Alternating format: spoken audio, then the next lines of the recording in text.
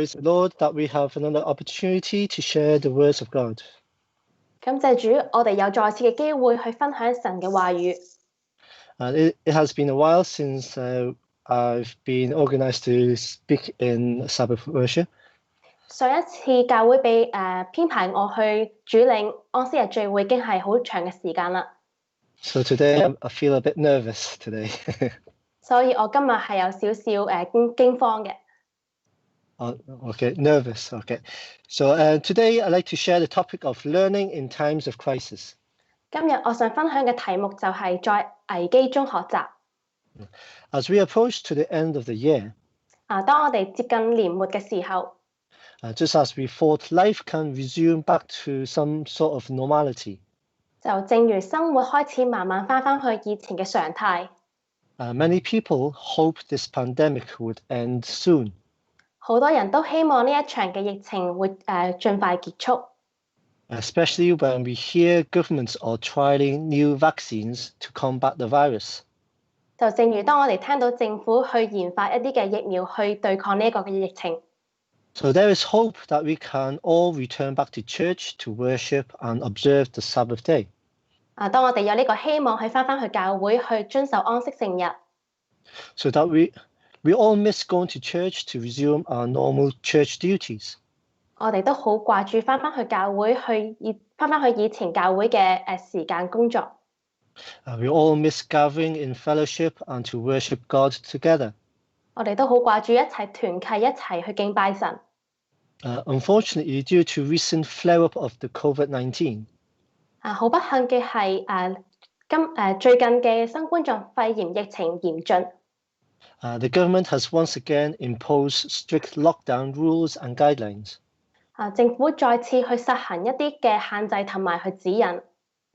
So we are once again reminded that the virus is pretty much still here to stay for now. 所以我哋被提醒到嘅係呢一場嘅疫情仍然係存在嘅。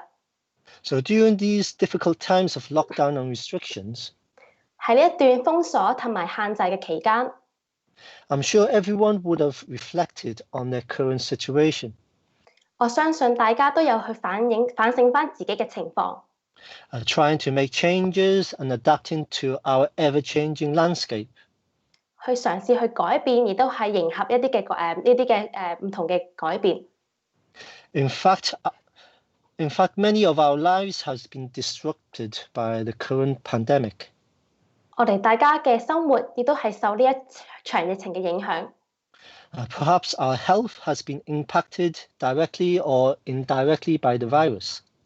我哋嘅身體亦都或者係直接或者係間接俾呢一場嘅疫情影響。Or even our education or career has been disrupted. 甚至我哋嘅學習、我哋嘅事業亦都係受到擾亂。But as Christians, we cannot just cope and go with whatever comes our way. 但係作為基督徒嘅，我哋唔應該係隨便咁樣去迎合呢啲嘅改變。Otherwise, we are no different from the people of this world. 如果係咁樣嘅話，我哋就同世人係冇分別啦。In order for our faith to mature and grow, 如果要我哋嘅信仰去成熟同埋去長進嘅話， we must reflect and learn from our situation. 我哋要從呢一個情況中學習。We must examine our faith and relationship with God in times of crisis. 我哋要喺呢個危機中去省察自己嘅信心同埋與神嘅關係。So why do we need to reflect? 咁點解我哋要反省呢？ Ever since Adam and Eve has sinned against God, 自從亞當同夏娃得罪神， sin has entered the world. 罪已經係進入了呢個世界。A person can be easily corrupted and sin against God. 一個人係好容易敗壞得罪神。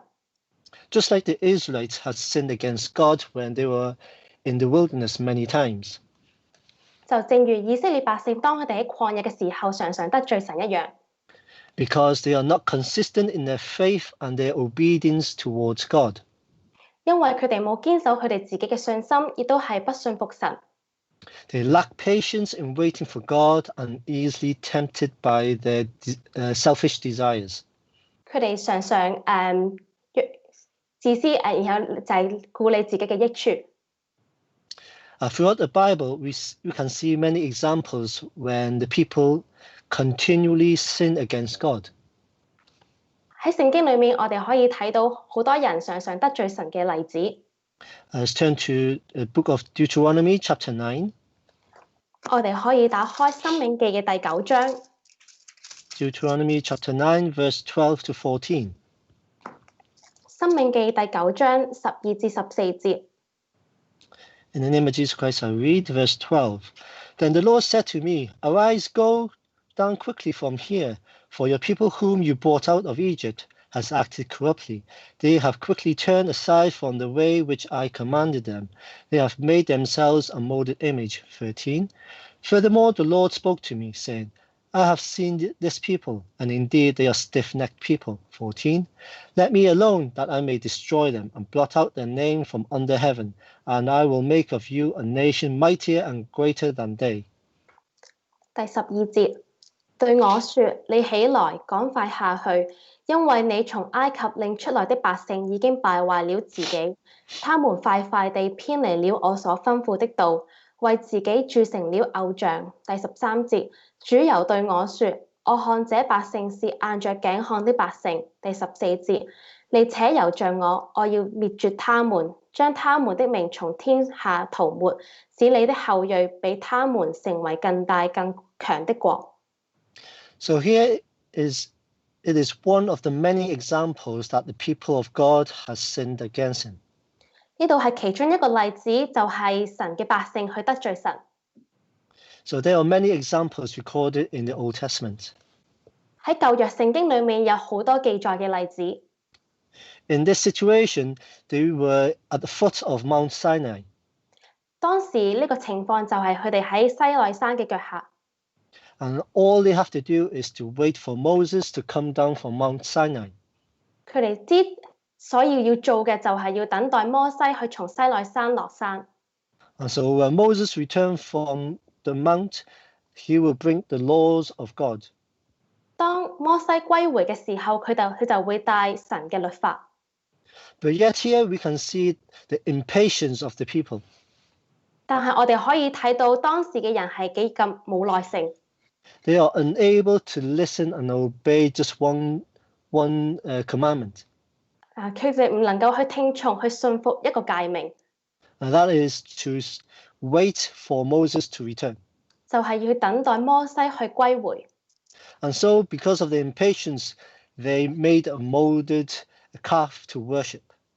因為佢哋冇呢個耐性，所以佢哋鑄成呢一個偶像去敬拜。Another example in the New Testament is recorded in Galatians. 喺新約另外一個例子就係喺加拉太書度記載。Galatians chapter 1, verse 6 to 9. 加拉太書1章6至9節。Galatians chapter 1, verse 6 to 9. 加拉太書1章6至9節。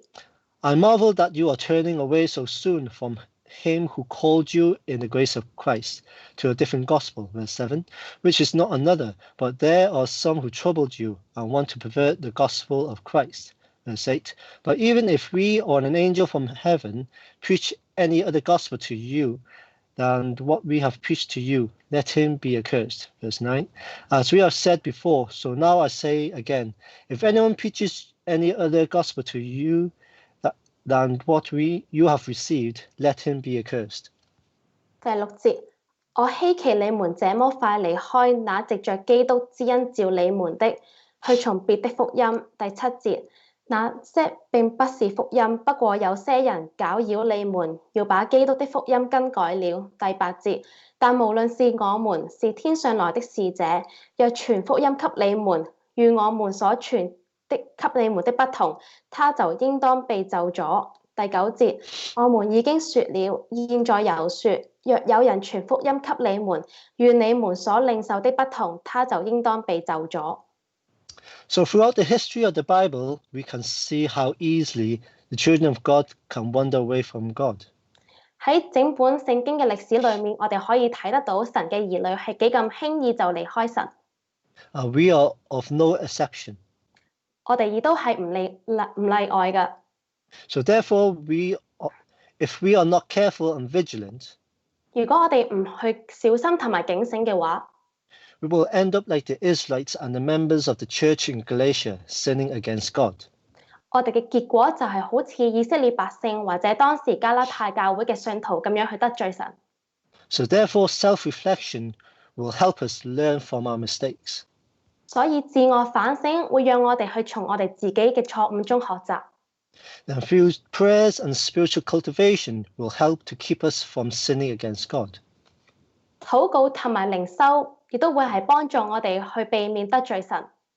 By doing this on a daily basis, 如果我哋每日咁樣做嘅話， we have communion and fellowship with God and thereby drawn closer to Him. 我哋與神每日咁樣喺靈交團契，我哋嘅關係就會更加去親密， And thereby understand the will of God better, 亦都係更加了解神嘅旨意。 so that we know what is expected of us. 所以我哋亦都會清楚咁樣去明白神要求我哋所做嘅事情。 Obviously, life is challenging itself. 當然，人生係滿有挑戰性嘅。Many of us are not just dealing with the pandemic itself. 好多人亦都唔係單只係處理呢一場疫情嘅改變。Many may be dealing with a combination of employment and hunger. 亦都同時係要處理一啲失去工作或者去飢餓嘅事情。They may also have underlying health problems themselves. 亦都可能係自己本身係有健康嘅問題。Perhaps they are also living in a country that has famine, war, or civil unrest. 或者佢哋身處一個國家係有饑荒嘅，係有不安嘅事情。Therefore, this makes life harder to manage. 呢一切嘅事情亦都係讓我哋嘅生活更加去應付。There will be many situations that will be out of our control. 有好多情況我哋係唔可以控制嘅。There will be times when our experience and our learning 呢啲時候係讓我哋得到呢個經驗同埋學習。even our reliance on others or technologies cannot help us. 就算我哋去依靠別人，去依靠呢啲嘅科技，亦都係唔能夠幫助我哋。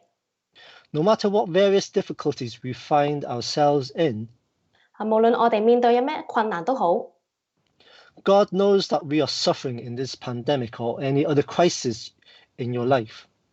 神係好清楚明白我哋喺呢一場嘅疫情或者我哋面對咩危機，我哋都神係知道嘅。We need to remind ourselves we are not alone. 我哋要提醒自己，我哋並不孤單。Our reliance is in someone all-powerful. 我哋係依靠緊一位係全能嘅。And we are His beloved children whom He promised to protect and cherish. 我哋係佢親愛嘅兒女，佢都係應許承諾會保護我哋。Sometimes it may seem that we are suffering alone in these difficult times. 有陣時我哋會覺得喺呢個咁艱難嘅時候，係自己一個人孤身咁樣去受苦。But be sure that He is ever present, looking after us and protecting us from harm. 但係佢係永遠都會保護我哋，免我哋受呢個傷害。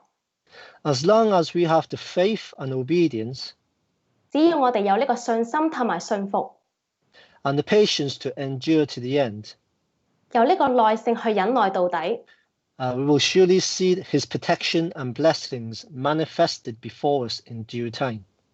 我哋一定會去睇得到佢嘅祝福同埋佢嘅承諾會得到呢個成就。Throughout the Bible, God has personally Himself promised that He will protect us. 喺整本聖經裏面，神承諾佢會保護我哋。If we read Leviticus chapter 26, 如果我哋打開利未記嘅26章， verse 3 to 13, 3至13節。Leviticus chapter 26, verse 3 to 13. 利未記26章3至13節。 Here it tells us that if we walk in His statutes and keep His commandments and put them into practice, 喺呢度話，如果我哋遵守神嘅律例同埋誡命嘅話， And these are the rewards He will give us if we endure to the end.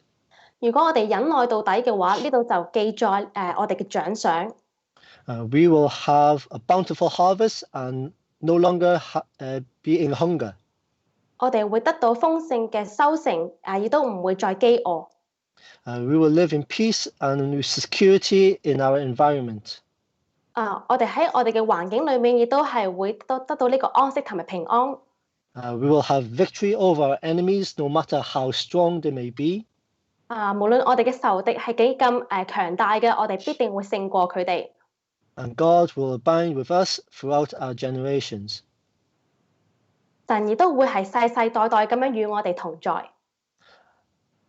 We will never be enslaved in sin, but be free in Christ. 我哋亦都唔會再被罪去捆綁，但係反而嘅係會從罪得到釋放。The Bible also tells us that in testing times we will profit from our learning. 神已經應許我哋，當我哋經歷試煉嘅時候，我哋會得到呢個學習。It may seem that we are losing out in difficult times. 睇起上嚟好似我哋係失去緊一啲事情。But in fact, we are all learning a lesson during these difficult times. 但係反而嘅，我哋喺呢啲咁艱難嘅時候，我哋係學習緊寶貴嘅一課。It's not just relying on God. 唔係單單只係依靠神。Let's turn to the book of James. 我哋打開雅各書。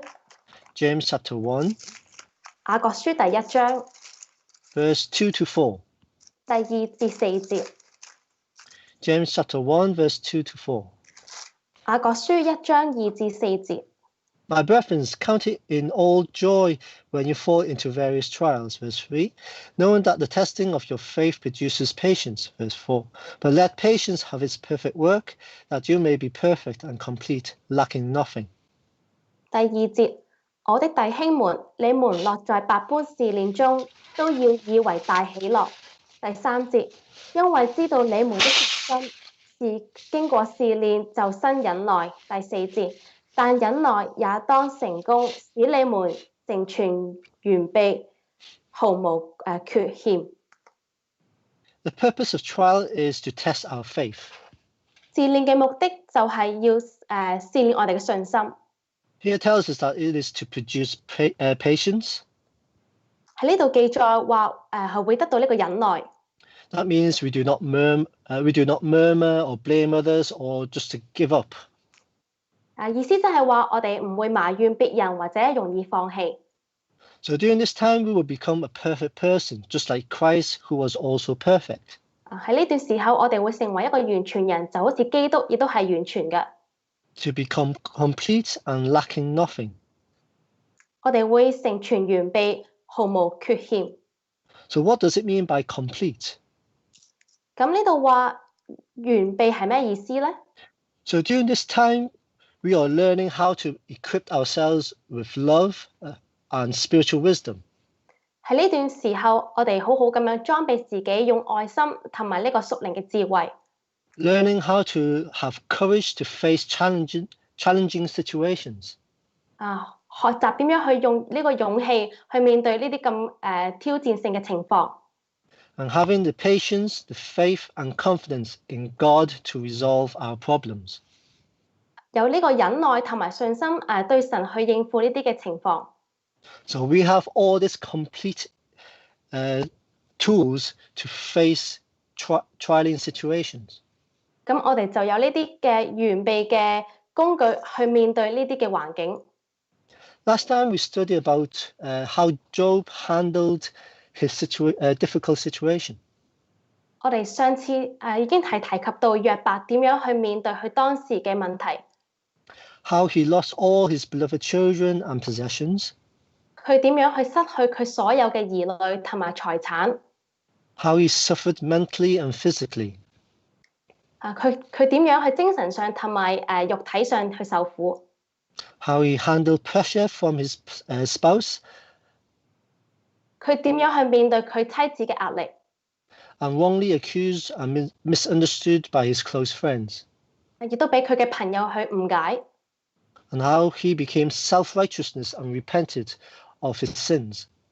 但係而家佢已經係正義，同埋亦都為佢嘅罪去悔改。And then how God rewarded him because of his faithfulness and diligence towards God.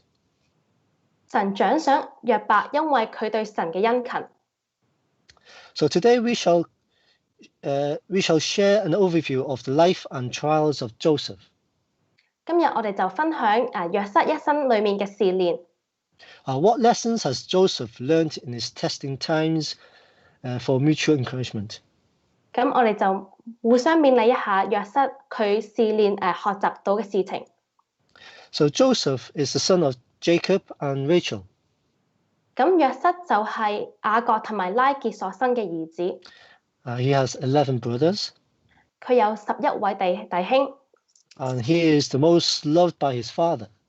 佢亦都係佢父親咁多兒子之中最愛嘅一位。So how do we know this? 我哋點樣得知呢？ Let's turn to Genesis chapter 37. 我哋打開創世記嘅37章。Verse 3 to 4. 第3至4節。Genesis chapter 37, verse 3 to 4. 創世記37章3至4節。Now Israel loved Joseph more than all his children, because he was the son of his old age. Also he made him a tunic of many colors. Verse 4. But when his brothers saw that his father loved him more than all his brothers, they hated him and could not speak peacefully to him. 第3節，以色列原來愛約瑟過於愛他的眾子，因為約瑟是他年老生的，他給約瑟做了一件彩衣。第4節，約瑟的哥哥們見父親愛約瑟過於愛他們，就恨約瑟，不與他說和睦的話。So here it tells us that because of his parents' partiality, 因為當時約瑟嘅父親嘅偏愛。this has caused friction and chaos within the family. 亦都係產生一家人裡面嘅唔和睦嘅事情。I can imagine there will be no peace or harmony within the family. 我哋可以想像得到當時嘅一家係冇呢個和睦同埋呢個安靜。Especially here in verse 4, it says that they hated him and could not speak peacefully to him. 因為第4節話俾我哋聽，當時約瑟嘅哥哥們就恨約瑟，不與他說和睦的話。But unfortunately, this partiality has caused Joseph to be inconsiderate towards his brothers. 因為雅各嘅偏愛，使到約瑟對佢嘅哥哥係唔會顧及佢哋。Did not consider their feelings. 冇顧及佢哋嘅感受。Let's also read verse 2. 我哋亦都讀第2節。This is the history of Jacob. Joseph, being 17 years old, was feeding the flock with his brothers. And the lad was the son of Binah and the sons of Zilpah, his father's wives. And Joseph brought a bad report of them to his father. 第2節，雅各的記略如下：約瑟17歲，與他哥哥們一同牧羊。他是個童子，與他父親的妾碧拉、色帕的兒子們常在一處。約瑟將他哥哥們的惡行報給他們的父親。So Joseph, being the most loved of his father, 約瑟係雅各最愛嘅兒子。obviously he will find all opportunity to please his father. 佢會找任何嘅機會去討佢父親嘅喜悅。So that means, but in verse 2 it says that Joseph brought the bad report of them to his father. 但係第2節話俾我哋聽，約瑟就將佢哥哥們嘅惡行報給他們嘅父親。Obviously, the Bible did not record what kind of bad conduct they have done in the Bible. 咁聖經裡面就冇記載約瑟哥哥們所行嘅惡行。But we can deduce that their conduct would be displeasing to the father. 但係我哋可以推測得到當時嘅惡行就係唔會得到佢哋父親嘅喜悅。So Joseph brings bad news to the father. Obviously, the father will chastise the brothers. 咁當約瑟將呢啲惡嘅消息、惡行報俾佢哋嘅父親聽嘅時候，咁當然當時佢哋嘅父親就會管教佢哋。So this will cause their relationship to be even worse. 咁就會令到佢哋嘅關係變得更加差。What makes things even worse is when when Joseph were frank in terms of telling his brothers of his 2 dreams. 事情變得更加惡劣嘅係當時約瑟將佢所發嗰2個夢同佢嘅哥哥們講。It would seem that God revealed to him Joseph's future through 2 dreams. 咁神當時就藉着夢去啟示約瑟，講約瑟將來嘅事情。Unfortunately, he was not considerate enough. He told his brothers and his parents. 但係當時嘅約瑟就冇顧及到當時佢哋嘅一家人，就同佢哋嘅哥哥同埋父親講。And this is recorded in Genesis chapter 37. 呢度就記載喺創世記嘅37章。Verse 5 to 11. 第5至11節。Basically, here it tells us in his first dream, it says, the sheaves that belongs to Joseph were surrounded by the sheaves of his belonging to his brother. 咁第一個夢就係約瑟捆禾稼，然後佢嘅捆就俾佢哥哥嘅捆圍住下拜。And here, obviously, the brothers knows the meaning, what the dream is about.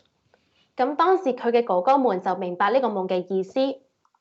And so they hated him for having such a dream. 所以佢哋就恨惡約瑟所發嘅夢。And furthermore, in the second dream, he says, the sun, the moon, and the 11 stars bow down to Joseph. 咁第2個夢就係約瑟夢見太陽、月亮同埋11個星向約瑟下拜。Similarly, the father and the brothers knew what these dreams meant, that they in the future will bow down to Joseph.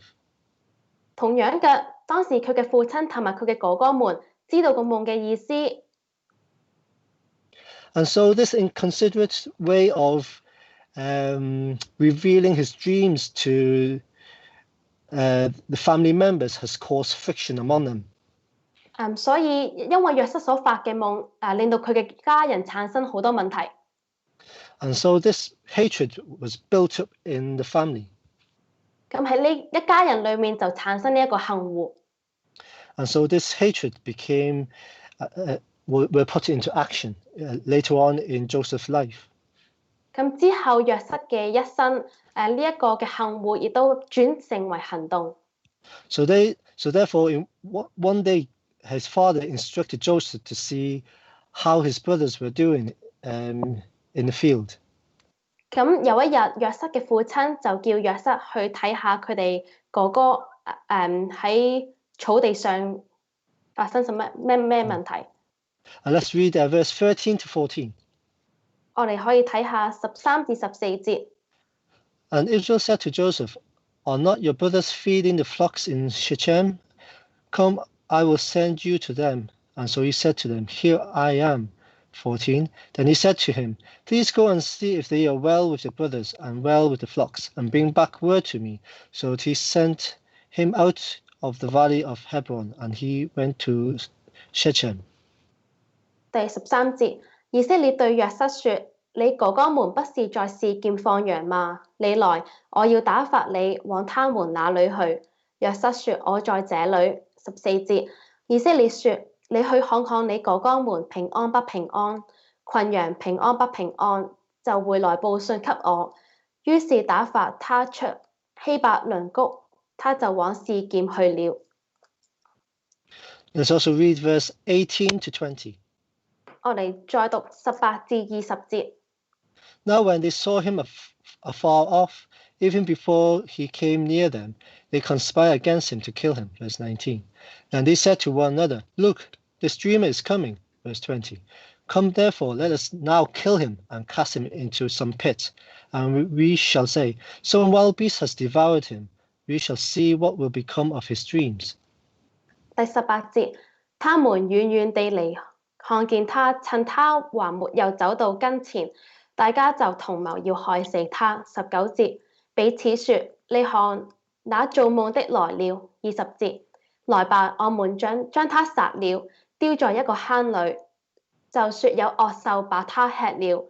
我們且看他的夢將來怎麼樣。So here we can see his brothers conspire to kill Joseph from afar. 咁我哋就可以睇到當時佢嘅哥哥們遠遠咁樣就已經係同謀要害死約瑟。So this shows how much hatred they have for Joseph. 呢度我哋可以睇得到當時佢哋實在係好恨惡約瑟嘅。But we have to understand Joseph was at the age of 17. 但係我哋要明白當時約瑟只有17歲。And at such a young and tender age, he was about to lose his life. 佢雖然好年少，但係當時佢係幾乎喪失佢嘅生命。But thank God through God's intervention and God's will. 但係好感謝神嘅藉着神嘅旨意。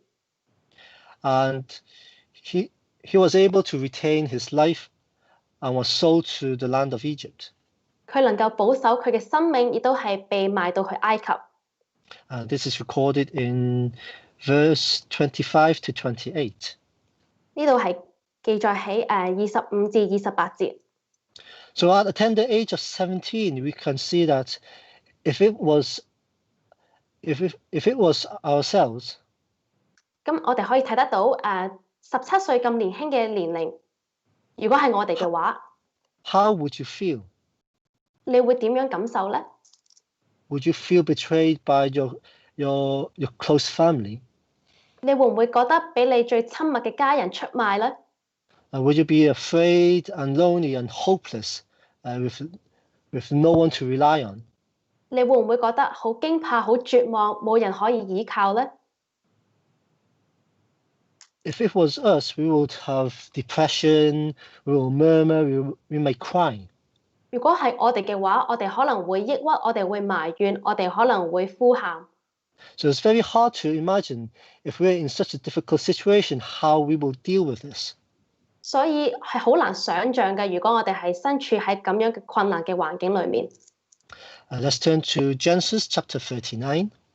我哋可以打開創世記39章。Chapter 39, verse 1 to 6. 第1至6節。Now Joseph has been taken down to Egypt, and Potiphar, an officer of Pharaoh, captain of the guard, an Egyptian, brought him from the Israelites, who has taken him down there. Verse 2. The Lord was with Joseph, and he was a successful man, and he was in the house of his master, the Egyptian. Verse 3. And his master saw that the Lord was with him, and that the Lord made all he did to prosper in his hand. Verse 4. So Joseph found favor in his sight and served him. Then he made him overseer of his house and all that he had put under his authority. Verse 5. So it was from the time that he has made him overseer of his house and all that he had, that the Lord blessed the Egyptian's house for Joseph's sake. And the blessings of the Lord was on all that he had in the house and in the field. Verse 6. Thus he left all that he had in Joseph's hand, and he did not know what he had except for the bread which he ate. Now Joseph was handsome in form and appearance. 第1節，約瑟被帶下埃及去，有一個埃及人是法老的內臣護衛長波提乏，從那些帶下他來的20馬里人手下買了他去。第2節，約瑟住在他主人埃及人的家中，主與他同在，他就百事順利。第3節，他主人見主與他同在，又見主是他手裏所辦的盡都順利。第4節，約瑟就在主人眼前蒙恩，侍候他主人，並且主人派他管理家務，把一切所有的都交在他手裏。第5節，自從主人派約瑟管理家務和他一切所有的，主就因約瑟的緣故賜福與那埃及人的家，凡家裏和田間一切所有的，都蒙主賜福。第6節，波提乏將一切所有的都交在約瑟的手中，除了自己所吃的飯，別的事一概不知。約瑟原來受壓盡美。So here we can see that when Joseph was taken down to Egypt, he was sold to Potiphar, the captain of the guard of the Pharaoh.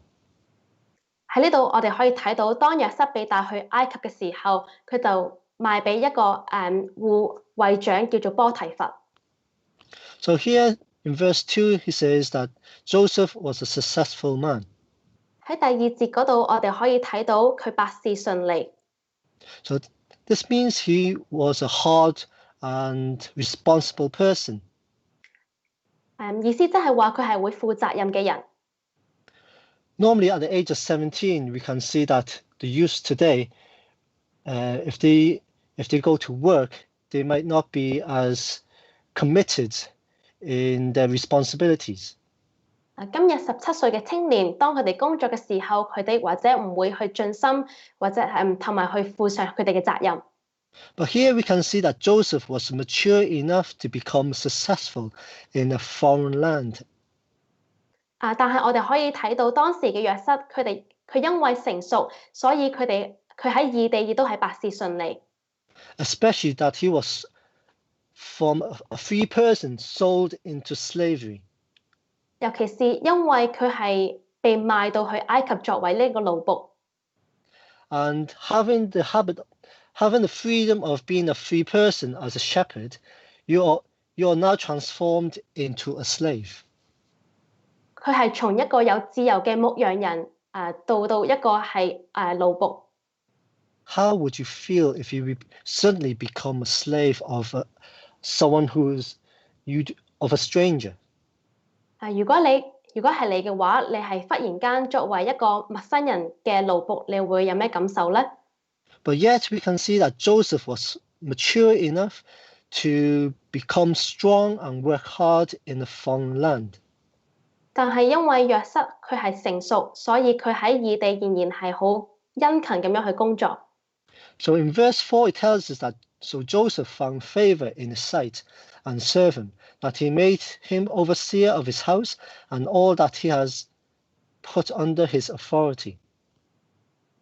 喺第4節嗰度話俾我哋聽，約瑟就喺佢嘅主人眼前蒙恩，所以佢就管理佢一切嘅家務，一切嘅事亦都係交俾約瑟嘅手裏。We can see that Potiphar is no ordinary master. 我哋知道波提乏並唔係一個普通嘅主人。He is the captain of the guard of the Pharaoh. 佢係法老王嘅護衛長。So therefore he would have many properties and many slaves under him. 所以佢係會有好多嘅管理嘅家務同埋僕人。So therefore we can see a young 17 boy entering a master's house and after a short period was able to govern everything that the master owns. 我哋可以想象一下，一位17歲年輕嘅少年，佢進入一個陌生人嘅家裏，好短時間就已經係管理佢一切嘅家務。So we can see that God is with Joseph. 所以我哋睇得到當時神係與約瑟同在嘅。But yet Joseph needs to be hardworking and responsible of his duties too. 但係當時都要約瑟去勤力工作，亦都係為佢嘅工作負上呢個責任。Why was he able to do this? 點解佢能夠咁樣做呢？ The only way I can deduce is that Joseph knew that God is with him. 就係因為約瑟知道神與佢同在。And that he is obedient to the will of God and that God will protect him in this foreign land. 就係約瑟去信服神嘅旨意，佢相信神一定會喺異地咁樣去保護約瑟。If we were in Joseph's position, how would we react? 如果我哋身處約瑟嘅環境裏面，我哋會有咩反應呢？ Will we be the same or do we be disheartened and be homesick? 我哋會唔會一樣或者係灰心或者係思念家鄉呢？ Let's also read verse 10 to 18. 我哋再讀10至18節。So it was as she spoke to Joseph day by day that he did not heed her to lie with her or to be with her. Verse 11. But it happened about this time when Joseph went into the house to do his work, and none of the men of the house was inside. Verse 12. Now she caught him by his garment, saying, Lie with me. But he left his garment in her hand and fled and ran outside. Verse 13. And so it was when she saw that he had left his garment in her hand and fled outside. Verse 14. Now she called to the men of her house and spoke to them, saying, See, he has brought in to us a Hebrew to mock us.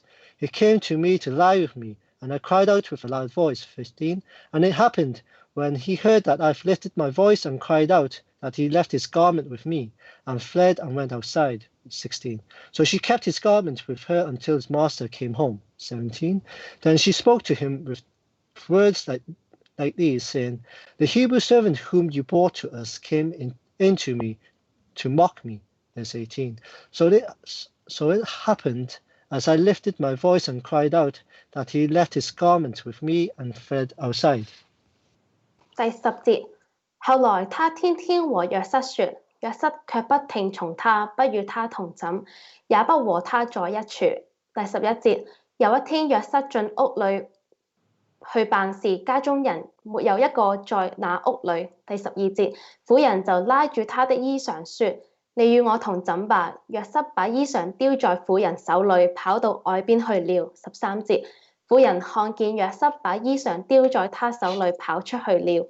14節，就叫了家裏的人來，對他們說：你們看，他帶了一個希伯來人進入我們的家裏，要戲弄我們。他到我這裏來，要與我同枕，我就大聲喊叫。第15節，他聽見我放聲喊起來，就把衣裳丟在我這裏，跑到外邊去了。第16節，婦人把約瑟的衣裳放在自己那裏，等着他主人回家。第17節，就對他如此說，你所帶到我們這裏的希伯來僕人進來要戲弄我。18節，我放聲喊起來，他就把衣裳丟在我這裏，跑出去了。So here we can see that Joseph was wrongly accused by the master's wife. 呢度我哋可以睇到當時約瑟俾佢主人嘅妻子誣衊佢。He was once again betrayed by someone next to him. 佢再次咁樣俾身邊嘅人出賣。And accused of attempted rape after Joseph refused to sleep with her. 就係佢被誣衊，佢嘗試同佢主人嘅妻子同枕。So for a normal person, your reaction will be you'll feel angry and you'll be feeling afraid. 我哋自然嘅反應就會好怒氣，亦都係好驚怕。And because your name and your reputation has been tarnished by something that is false. 因為你嘅名字、你嘅名聲，亦都係被一啲唔正確嘅事情被誣衊。But yet we can see that Joseph did not seek for justice. 但係我哋可以睇得到當時嘅約瑟，佢冇尋求呢一個公義。He did not have the opportunity. Well, he did not take the opportunity to explain his side of the story. 佢把握呢個機會去為自己去辯護。So what happened to him? 咁之後約瑟發生咩事情呢？ Let's read verse 19 to 20. 第19至20節。So it was when his master heard the words which his wife spoke to him, saying, Your servant did to me after this manner, that his anger was aroused. 20. Then Joseph's master took him and put him into the prison, a place where the king's prisoners were confined, and he was there in the prison. 第19節，約瑟的主人聽見他妻子對他所說的話，說：你的僕人如此待我，我就生氣。20節，把約瑟下在監裏，就是王的囚犯被囚的地方。於是約瑟在那裏坐監。Joseph can easily explain and explain the truth behind the whole situation. 當時約瑟係好輕易就可以去解釋當時嘅真實。He can't do this. 佢係可以咁樣做嘅。But yet he did not explain to his master. 但係佢冇好好咁樣同佢嘅主人去解釋。Because his master was in such anger, was such angry that he did not do this. 因為當時約瑟嘅主人好生氣，所以約瑟就冇咁樣做。Especially if he were to explain, he will destroy his master's relationship with his wife. 因為如果當時約瑟去解釋嘅話，主人同佢妻子嘅關係就會被毀滅。For my deduction, and it might be because Joseph loved his master very much. 從我嘅推斷係因為約瑟係好愛佢嘅主人。That he did not wish to destroy the marriage of the master. 佢就唔想去破壞佢主人嘅婚姻。Therefore, he was able to accept the accusation. 所以佢就能夠去接受呢一個嘅毀謗。And so when he was put in the prison, 當佢被放下監裡面嘅時候， he was able to continue to be someone who was responsible and hardworking in prison. 佢喺監裡面仍然係好勤力咁樣去工作，亦都係有呢個責任心。That the prison master was able to use him to govern the matters in prison. 當佢喺監裡面嘅時候，呢個司獄亦都仍然可以交事情俾約瑟嘅手中。It would seem that Joseph was in a place that is without any hope. 當時嘅約瑟嘅情況就係冇呢個盼望。It would seem that his reaction should be of afraid, distress, and loneliness. 當時似乎當時約瑟嘅反應就係好孤單，亦都係好懼怕。But yet he was able to maintain his faith and his maturity to do what is right in God's eyes. 但係佢仍然能夠保守佢嘅信心，去做神眼中看為正嘅事。So eventually God revealed his plans to Joseph. 然後到最後，神對約瑟顯現佢嘅計劃。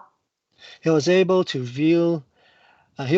become the governor of Egypt, second to Pharaoh.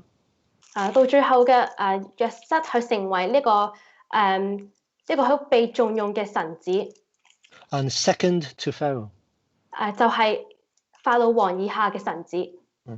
All this testing and hardship was for Joseph to become a complete person. 呢一切嘅困難同埋試煉就係要約瑟成為一個更加完備嘅人。He was able to become courageous. 佢能夠成為一個有勇氣嘅人。Someone who is full of wisdom and faithfulness towards God. 就係充滿呢個智慧同埋亦都係好忠心對神嘅人。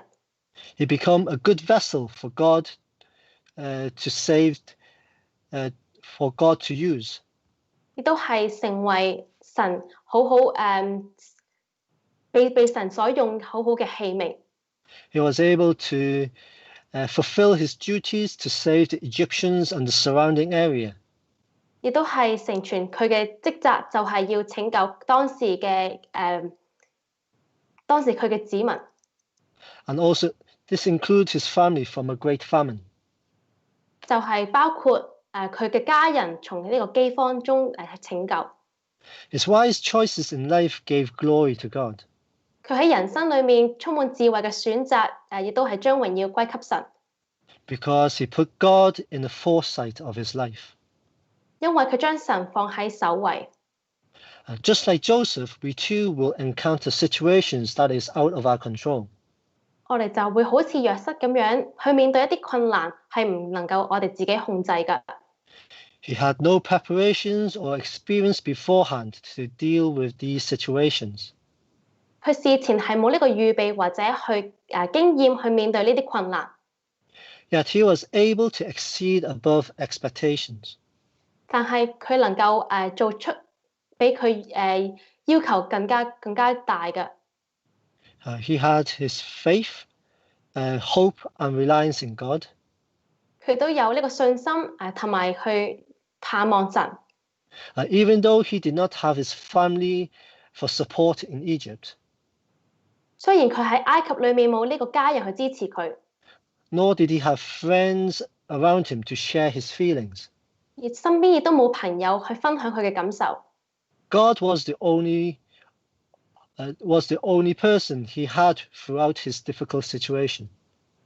喺佢面對困難嘅時候，只有神去陪伴住佢。 So today we too are in this difficult situation. 今日我哋亦都係同樣喺呢個困難嘅當中。 Albeit we are not sold into Egypt by our families. 或者我哋唔會被我哋嘅家人去買到埃及。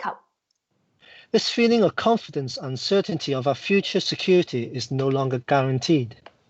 我哋對將來嘅信心亦都係唔能夠得到保證啦。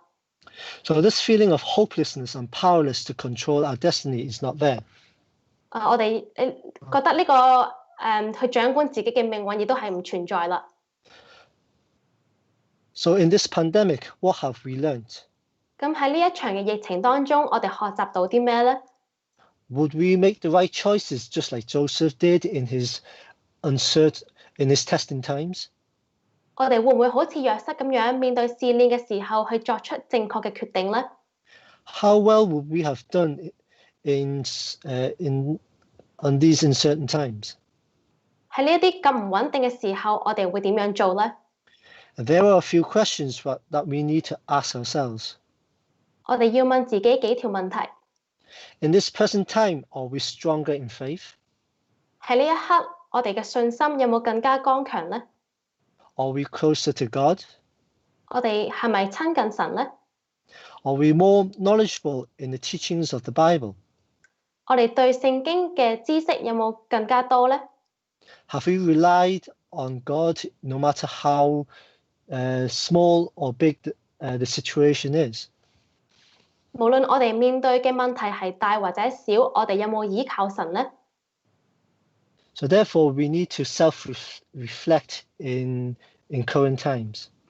所以我哋要用而家嘅目前嘅情況去自我反省。And let's turn to Deuteronomy chapter 4. 我哋打開《申命記》嘅第4章 Deuteronomy chapter 4, verse 9 to 10. 第9至10節。 Only take heed to yourself and diligently keep yourself, lest you forget the things your eyes have seen, and lest they depart from your heart all the days of your life, and teach them to your children and your grandchildren. Verse 10, especially concerning the day you stood before the Lord your God in Horeb, when the Lord said to me, gather the people to me, and I will let them hear my words, that they may learn to fear me all the days they live on the earth, and they may teach their children. 第9節，你只要謹慎，殷勤保守你的心靈，免得忘記你親眼所看見的事，又免得你一生這事離開你的心，總要傳給你的子子孫孫。第10節，你在何烈山站在主你神面前的那日，主對我說：你為我招聚百姓，我要叫他們聽見我的話，使他們存活在世的日子，可以學習敬畏我，又可以教訓兒女這樣行。It would be wise for us to learn from our times of hardship. 我哋從困難當中學習係有智慧嘅， And share them with our children so that they too may also learn in times of crisis. 亦都係同我哋嘅兒女去分享，知道佢哋亦都可以從危機中學習。 Only then can our faith mature and become rooted in Christ Jesus together. 然後只有咁樣，我哋信心上只會得到成熟，同埋喺基督裏面扎根。 Only then our relationship with God can become stronger and immovable. 只有咁樣做嘅話，我哋與神嘅關係係變得更加親近，亦都係唔容易去搖動。Every one of us has different lessons to learn in times of crisis. 喺危機裏面，每個人都有唔同嘅一課要上， Because we have our strengths and weaknesses. 因為我哋有我哋剛強嘅地方，亦都係有我哋嘅弱點。 So therefore, it is our duty to identify our weaknesses and strengthen our faith towards God. 所以我哋要發現我哋嘅力量，同埋發現我哋嘅軟弱，然後我哋就會得到神而嚟嘅力量。Here ends my sermon. 我哋今日嘅正道就呢度結束。And may all glory be unto God. 願一切嘅榮耀歸給神。Let's sing hymn 69. 讚美詩69首。